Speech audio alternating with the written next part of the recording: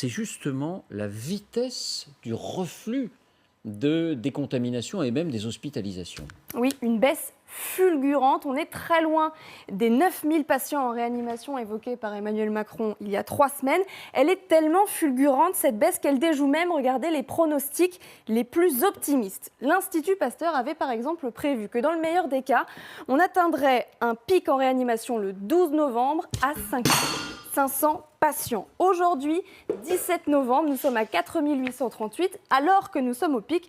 Nous sommes donc en dessous, il y a donc bien là un mystère. Bon, mais n'est-ce pas dû précisément au reconfinement ? Eh bien, c'est évidemment la première idée, la première piste qui vient à l'esprit, et ça a sûrement joué. Mais regardez, reprenons le nombre de contaminations quotidiennes. Le pic a été atteint le 2 novembre, soit le 4e jour seulement du confinement. C'est beaucoup trop court pour que cette baisse soit directement liée au confinement. Cette hypothèse ne tient donc pas. Alors, quid du couvre-feu ?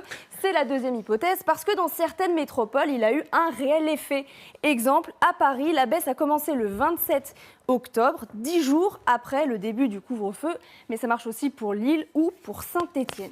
Sauf que dans certaines métropoles qui pourtant ont échappé au couvre-feu, les contaminations ont là aussi baissé dès la fin du mois d'octobre. Donc là non plus, l'hypothèse du couvre-feu ne tient pas complètement.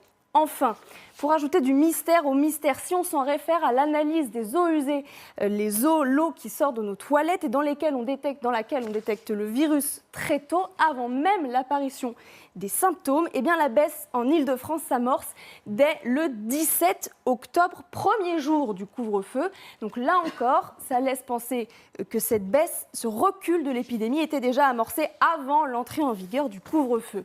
Alors on avance aussi l'hypothèse d'un radoucissement des températures depuis la mi-octobre, les vacances scolaires, mais ça ne convainc pas grand monde. Et puis il y a une quatrième hypothèse, selon les experts, ce serait tout simplement l'évolution naturelle, le cycle de vie du virus. Et ça semble se vérifier chez nos voisins européens, puisque la baisse qu'on a observée en France s'est produite au même moment en Belgique, aux Pays-Bas et au Luxembourg. Alors,